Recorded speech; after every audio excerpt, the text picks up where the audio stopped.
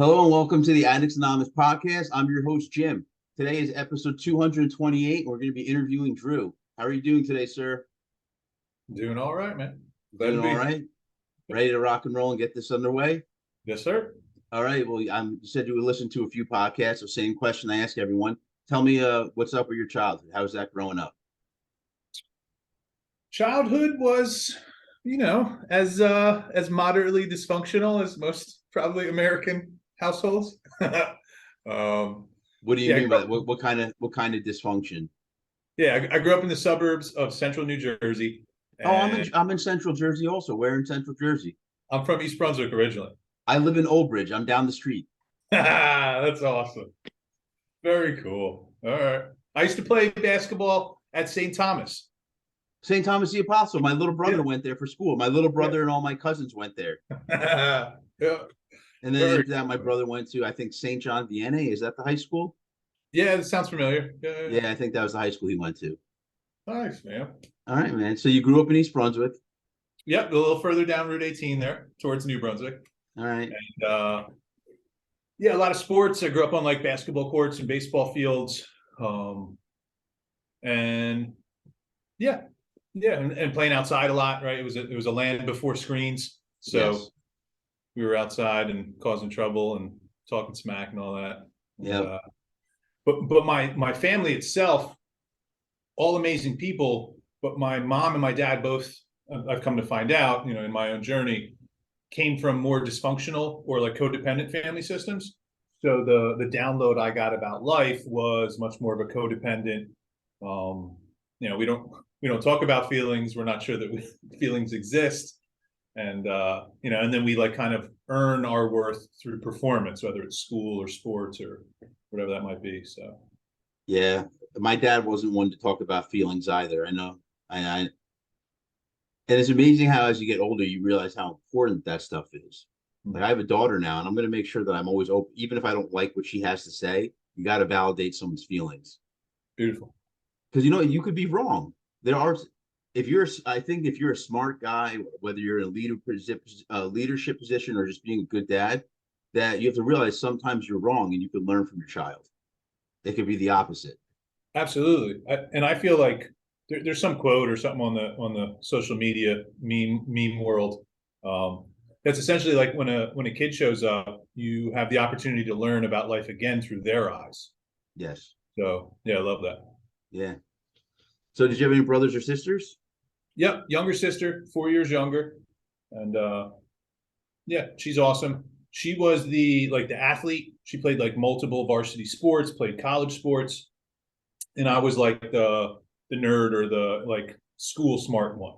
Um, so it's funny because we both had like our lanes and we excelled in our lanes. Um, but when it came to like people smarts or like street smarts, well, not even, I don't know how to put it. Like just people are confusing.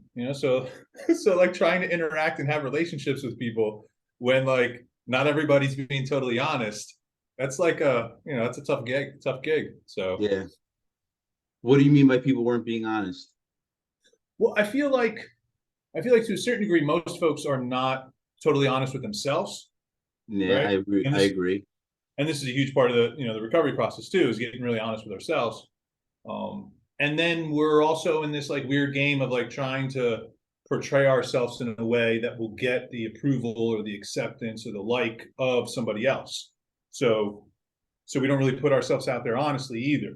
And yeah, I don't know. It was just really confusing as a kid, being super empathic and also not having, I guess, like just a natural knack for that kind of like BS social game. Um, so I think that then connected to a lot of my social anxiety and self doubt. The precursors to then the addiction. What age do you first remember being anxious at? Oh, I tried to like run away from home like young. Like I remember I got like a little book bag or a little briefcase, and I put like my favorite baseball cards and like maybe some crackers, and like took off. I mean, I made it to like the shopping center down the road, but maybe 7 or 8. What I was was going on that already. you took off? I don't know that I could have articulated it then, but it was just like I need to get out of here, and And now, many years later, looking back, it's like, oh, that was a household where emotions like weren't really encouraged or even allowed. And I was a super emotional kid. And really just like the box of life was super tight and never felt like I didn't feel like I fit. So so that led to me being really uncomfortable in my own skin and really doubting myself. And there was a lot of social anxiety too that started to blossom in the early teen years. So like I said, it wasn't like anything terrible, which is why I think it really messed with me for a long time, because all appearances were that like my family was amazing, and they are all individually amazing people, but our like systems and codes and principles of how to act and interact with each other in life were all like significantly codependent and denied aspects of ourselves, and just set the game up to be played in a way that felt really uncomfortable. Yeah. Yeah, like I said, I kind of know the feeling. It was an uncomfortable situation living at home. I remember, and I had terrible. Once again, like you said, you don't realize it at the time. Once you're older, you're able to look back. I was an anxious kid. I bit Mm-hmm. my nails till they bled. I was explosive. If you tried to mess with me, I exploded because the anxiety built up so much that you Mm-hmm. kind of let it out on anybody that messed with you, and you got angry, and it all came out at once. It Yep. comes like spilling out. Yep. 100%. Yeah, you've had that kind of instances. Oh yeah, yeah, yeah. I would blow off the handle. I'm like half Italian, half Irish too, so I got like I'm double head. I'm half Italian, half Russian, Yeah. So so we're all types of crazy. yeah, yeah, yeah. So, what age were you first? So, did your parents do anything as far as drinking, drugs, anything like that? No, I mean it was like social. I would say on my mom's side, there was less than average substance or alcohol present because my mom's dad, like, so essentially my great grandfather was an alcoholic. So then my grandfather went to gambling instead of alcohol. And then his family that my mom grew up in, it was gambling, but not really alcohol or substances. So on that side, not really, but gambling was a part of my story too. On my dad's side, there's a little bit more of like acceptance that people were going to get drunk sometimes and be silly and do regrettable things. Um, so there's a little bit of that there, but then I took it to a whole nother level. So What age were you first ever exposed to anything? I want to say I was like 13 or 14 when like the first couple beers at a friend's house or smoking a joint over at the park or like just introduced to it. The addiction really I don't think manifested until years later, but once I started to realize that I could change how I felt with these substances and that I felt better and didn't feel so anxious, it was a quick hook before I was in pretty deep. How did it make you feel the first time you did anything? Um, with drinking, I remember just feeling silly and stupid, which like I didn't necessarily like, but the people around me liked me, or it felt like they liked me better when I was silly and stupid instead of like anxious and all like uptight. So then that social acceptance is what was really sexy, and I feel like that was a huge part of what propelled me into then using substances a lot. So, how was your drinking career and your use in high school throughout like the 4 years? Um, a little bit like it became like to be cool, to be social, to fit in, and then on the weekends, and then like all weekend, and then slowly a couple of days a week, to where by the time I was into high school, towards the end of high school, it was like every weekend and multiple weeknights. I was somewhere with somebody doing something, and I had a bunch of different groups of folks to hang out with too. So like on Tuesday night, I drink some beers with y'all, and Thursday night we smoke some pot over here, and then Friday night we get hammered with those guys, and Saturday night with a different group of people. So I just bounced around, and so everybody else was only getting partying one or two nights a week, but I was figuring out how to party all week, even in high school, and then when I went to college, then it took a whole nother level. But Did it yeah, affect your schoolwork? oh yeah, totally. I had like I had like really good grades the first part of high school, and then I almost didn't graduate because I was like failing English or something. So like my GPA in high school was like it was like 4.0s and then 2.1 point. Yeah. Yeah, so I graduated with like a 2.99999 GPA from high school, which snuck me into college on a scholarship. But that was because I had gotten all like A's the first half of high school. And then yeah, and then it was like social acceptance, and then there was a heartbreak in a relationship that really then fueled the last year and a half of high school just being a pretty much like a constant party with a couple breaks here and there. So what did you do after high school once you graduated? So graduated high school barely by the skin of my teeth, and actually then that summer we wound up like eating ecstasy and tripping all summer. It was like when ecstasy like just had come on the scene. It was Yeah, cool. yeah, Had they the were little popular back then. I mean, yeah I'm not yeah sure. How old are you? I'm 40. yeah 41 yeah. Okay, so we grew up around the same time. Yep yep yep. Yeah, he was So getting big. I remember in high school, me and my ex-girlfriend did E once together, and then I right loved it, and I had done it a lot after that. yep yep. So that was the summer going into college, and then I went away to college, and like the third dude on campus I met had a freezer full of acid. And so I was like, oh, this is like that? Okay, I'll take some. And then, I mean, my first semester of college was, yeah, I feel like I was high or tripping more than I wasn't. So there were like days at a time that I was in some alternate reality. And yeah, I'm a space cowboy. I mean, that I liked uppers and outers. So, Personalities, yeah. I never did too much hallucinogenics, but I have tried. I'm not sure what I tried once. One time, my buddy gave me a powder, and he says, "Just dab your finger in it, put it on your tongue," and it made you trip for a few hours. I'm not sure okay. what it was. I don't know if I have no clue what it was, but I also I did mushrooms before, and those Yep. are fun. The, Yep. the, the worst is you think you're finally sober, you feel like you're good, and then they just come back and you start laughing again. You ever get that? Yeah. Yeah. You're like, all right, I'm good. I'm gonna go drive somewhere, and also you're driving, and you just boom, like, oh shit, it's back. Yeah, man. I And that's mean, another thing I think of. I'm so lucky that I never killed anyone driving. oh yeah. I did Yeah. a lot of driving when I was on drugs and alcohol. Yeah. For me, it was high school. We were like, it was almost like drunk driving contests. It was Yeah. like you come back to school on Monday, and then we would like, just talking smack with each other about, oh man, I was this drunk and drove home. Just stupid kid stuff.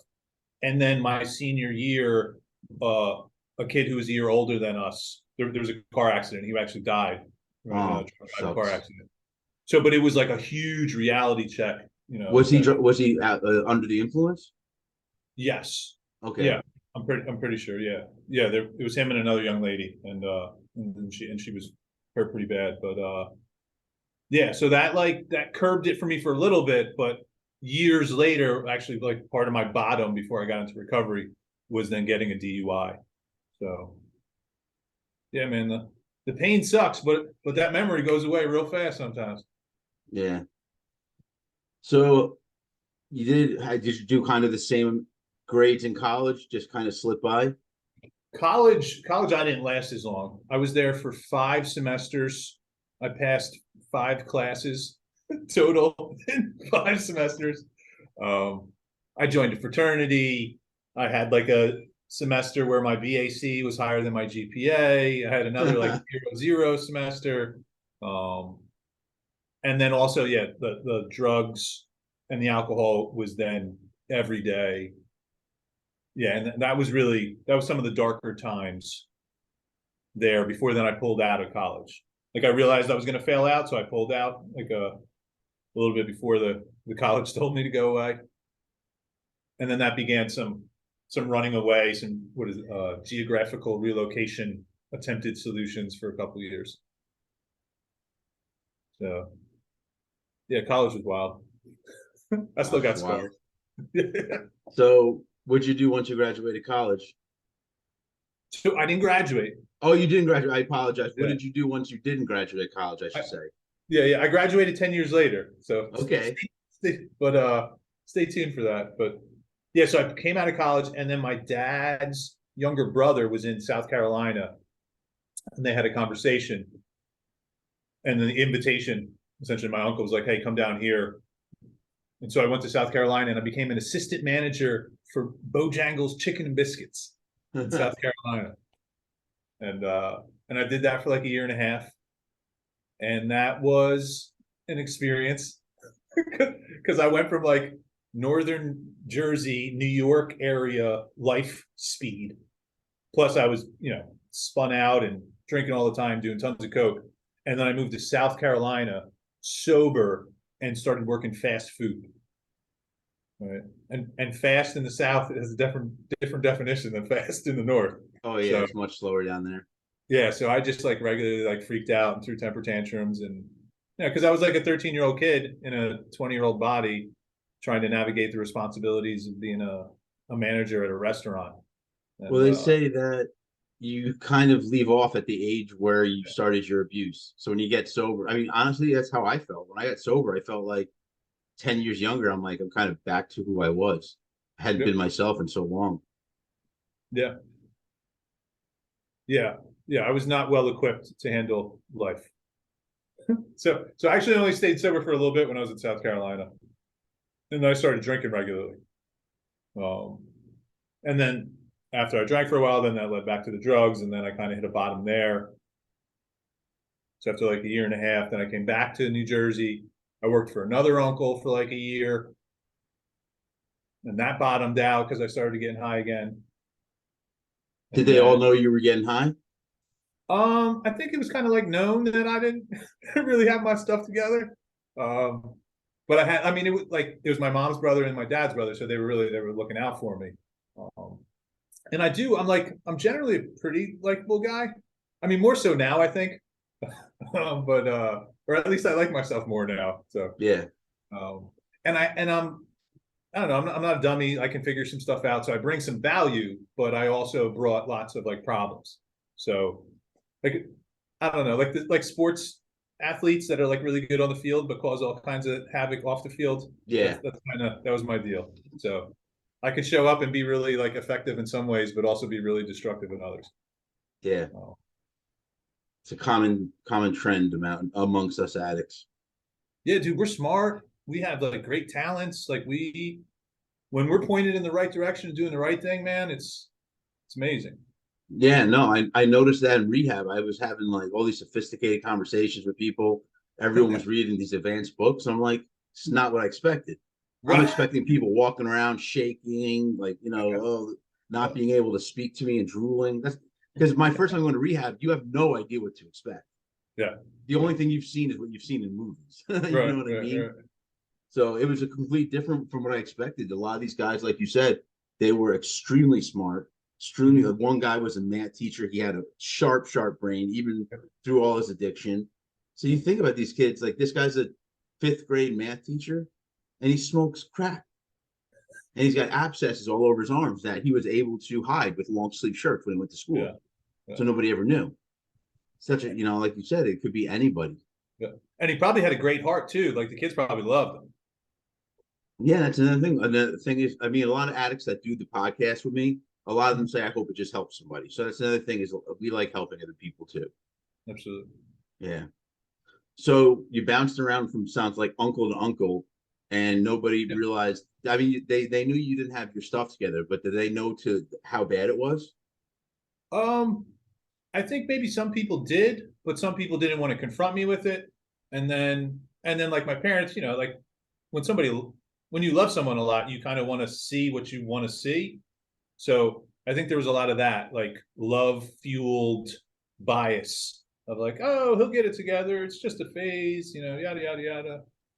And Yeah. also like I could be like an emotional terrorist too. So if you were gonna like tell me something that I didn't want to hear, I knew how to like spin the whole conversation and then somehow make you apologize to me for me taking $20 from you. Right. Like just, just insanity. So I think there was a certain degree of like, we don't want to know. We also don't want to deal with it. And I get that, because I mean, I've worked in treatment for over a decade, so I see the carnage and you see the way you know, when we're in active addiction, man, we can like really like traumatize and cause damage around us in a really not great way. So, so I don't know. If you would ask me that question like 20 years ago, I'd have been like, "Oh, I'm a master manipulator. I knew how to figure out." I was like, "No, bro. I was a hot mess, and a bunch of people loved me and didn't know what to do about it." And I had to ride the ride. You know, I had to crash and burn the way I needed to crash and burn. So that came a little bit later. I wound up I wound up in Florida, and then I got a DUI, and yeah, and then I had to like call home to get bailed out and all that. And there was a moment on the phone when I was in the jail detoxing where I was on the phone with my mom, and I heard like essentially the guard called my mom to then give me the phone, and I heard my mom like preparing to like get the news that like her son died or something terrible had happened. And so I like it was like, you know, like that four in the morning phone call. Yeah. So yeah, so like there was something in me that broke that day when I like heard my mom think that her son was dead. And for me that was really the beginning then of the end of the addiction and the beginning of the recovery and healing. What age was that when you realized? 20, I was 24, I think. Yeah, I just turned 24 when I got the DUI and all that went down. And then I didn't get clean right away. I didn't get clean until I was almost 25. But it's just because I didn't know what to do. Like I knew I didn't want to get high anymore because it was breaking me, but I didn't know how to do anything different. And but then I got plugged in with some good people, and that Who'd you unfolded. get plugged in with? There was a therapist guy that I had been seeing off and on for a couple of years, and he like I dig real spiritual stuff. I've always been kind of like had a affinity for spiritual stuff, so you know, and it's cool to talk about spiritual stuff if you want to avoid talking about yourself. So I would do that a lot. And yeah, and so I was talking to this therapist guy, and he's like, "Look, I'll introduce you to people of the path, like people who do the spiritual thing, who you know live in monasteries, stuff like that. But you got to go get a year like clean first. Like I can't give you to my friend who runs an ashram if you're still getting high." What is it, a Buddhist? Or is an ashram Hindu or Buddhist? Yeah, I use the terms interchangeably at this point, whether it's an ashram or a monastery. I'm not. It's one of those. I'm not 100% sure. Okay. But yeah, so I was offered the ability to go away to do spiritual stuff if I got clean and sober for a year, and so then that was my introduction to going to the meetings. And yeah, How was your first meeting? the first meeting was super weird, man. Like pulling up, all the strangers, all of those people, you know, Yeah, with their exactly. We all feel like those people. We're not right, one of them. right, I'm yeah, not sure why I'm even here. You know, and we all right, think this is taking crap. yeah. Like I dressed up nice too for my first meeting. I had Okay. like a whole collared shirt type thing, and I took a chair and sat in the way back, and yeah, I was not.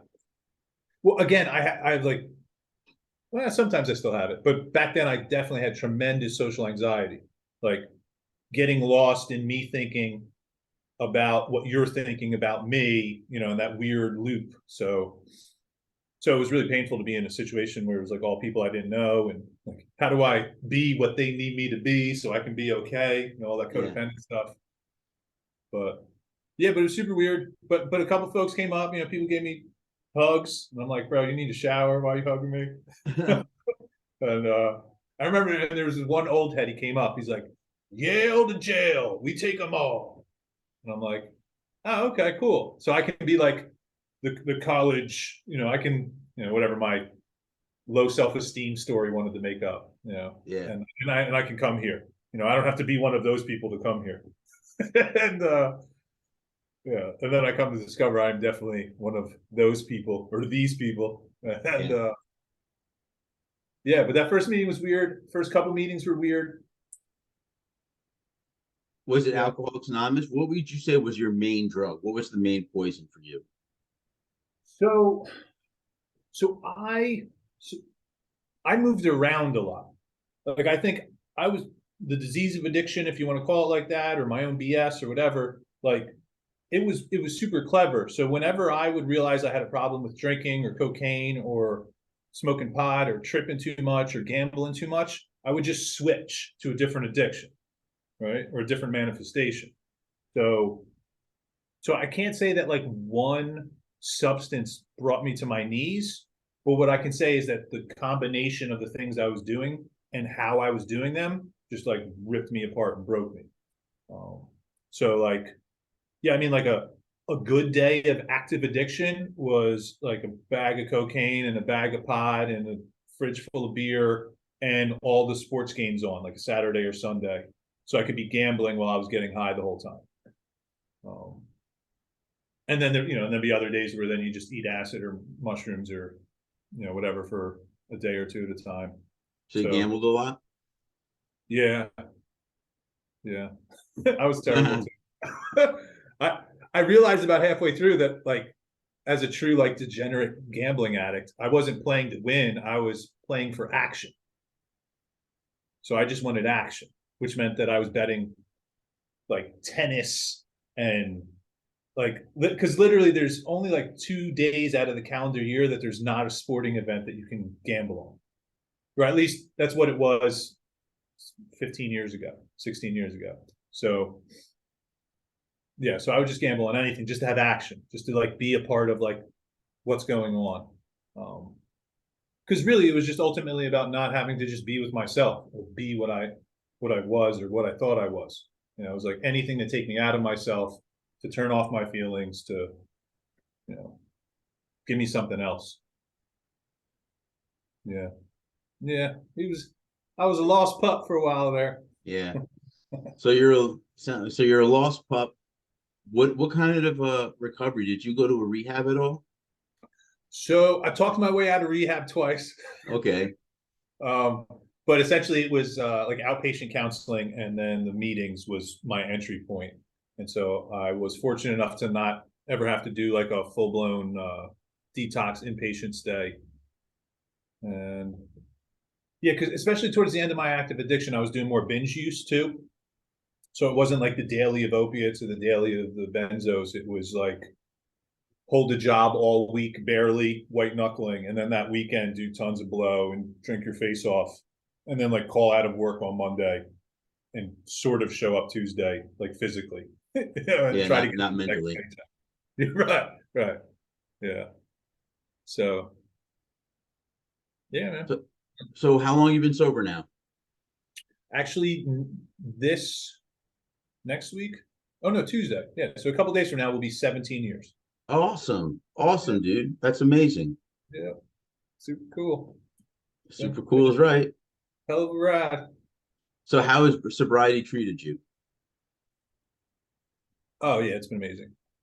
Like not necessarily easy all the time, but so rewarding. Yeah, I mean, so in 17 years, I went back to school. I got the bachelor's and I got the master's degree. Started working in treatment, mental health.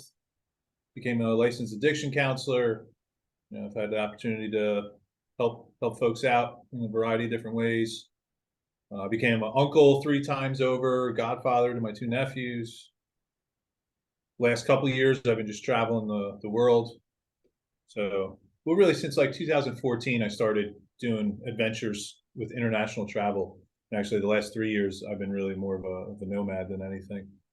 So, yeah, man. I mean, and then also just like the peace and ease and grace that's available on a daily basis is, yeah, You still hitting up meetings? describe.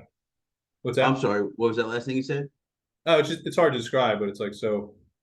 It's like it's cool to come to a point in the recovery and realize that like I just getting to be myself is the prize.